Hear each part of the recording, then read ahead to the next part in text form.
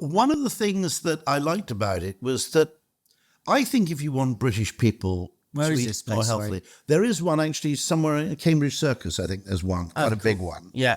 By the way, did you read the book Hospitality Beyond Reason by Will? No, I need to read that. And That's an astounding book. If you want me to put you in touch with him for an interview. Oh, that'd be amazing. One of the most interesting things he did, which is the kind of thing I absolutely love. So he had this restaurant, 11 Madison Park, which at one point actually became, I think, the highest rated restaurant in the world. I'm always a bit skeptical about that because, I mean, damn, the difference between number 75 and number 1 is going to be pretty kind of trivial. But one of the things he did, which I really admire him for, which is effectively a kind of game theory approach, a gamesmanship approach. Now, he went as a sort of competitor review to, I think it was probably Chez Panisse or something like that, with the French Laundry. I can't remember. But one of the best restaurants in New York. And unsurprisingly, he was doing this as a kind of competitive assessment. The experience was fantastic. And then he notices the killer thing, okay? At the end of the meal, what you got was a cup of filter coffee, okay? That was it. And so he immediately goes back to his restaurant and goes, don't try and beat them at what they're good at. Find their little weak spot. And he did something absolutely brilliant, which is he had already a waiter, I think, or possibly a chef, who was absolutely obsessed with coffee and said, from now on, you're the coffee sommelier, okay? Your job is to offer people completely different blends of coffee, espresso, whatever coffee you want. We'll buy the machinery, and this will be, one of the best cups of coffee you've ever had. Now, from the peak end rule of Daniel Kahneman, what's that? The idea being that how an experience ends has a disproportionate effect on the memory of your experience. So if you listen to a wonderful symphony, but at the end there's a scratch on the record and it gets stuck, your memory will be disproportionately compromised. Yeah. And similarly, if you have a great meal but it ends with shit coffee. And then he went one step further, which is he appointed a beer sommelier. Now, I've noticed this. If you happen not to want to drink wine at a fancy restaurant, you're treated like shit.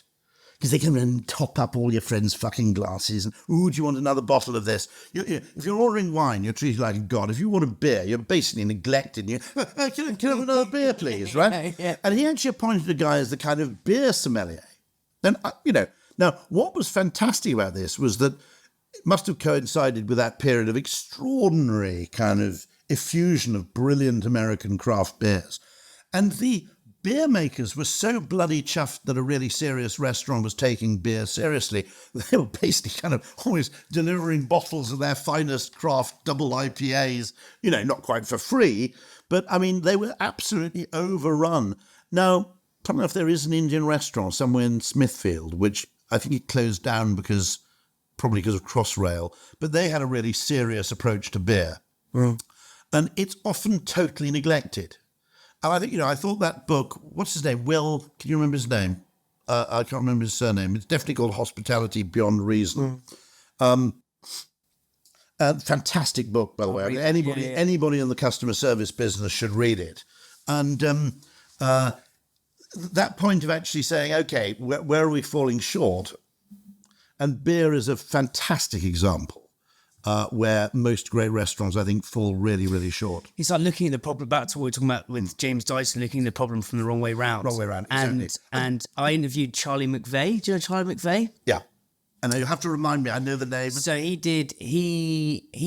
basically took, exactly what you're saying, right? So he built a business called, I interviewed him, funnily enough, above a pub, The Ring in Southwark, great pub. Oh, yeah. And he created a business called The Draft House, which he sold to Brewdog. But basically, Brewdog was 2009, Camden Town was 2012. Charlie set this up in 2006 when craft beer wasn't the sort of, propulsion it's got now, right? So, but he was like, okay. And God, does it deserve it? I mean, God, yeah. So, but he looked at it and they're like, right, we're going to put the beer first. Yeah. And then the food second, right? So they had this whole smorgasbord of different craft beers, which back, this almost coming up 20 years ago. Everyone's like, what are you doing? He tried to sell Italian food. And it just didn't work. And their first pub was in absolute disarray because they got the bit right about the beers. Almost, he wanted beer, everyone behind the bar to be more of a beer sommelier versus, back in the day, it's like, pour a fucking pint and then here's your pack of scratchings or whatever, right? Little blah, blah, blah. Yeah, they were like, supping ale, session ale. He almost created like the Apple Genius bar. Yeah, but for beer. For beer, But for right? booze. Yeah, for booze, which is amazing.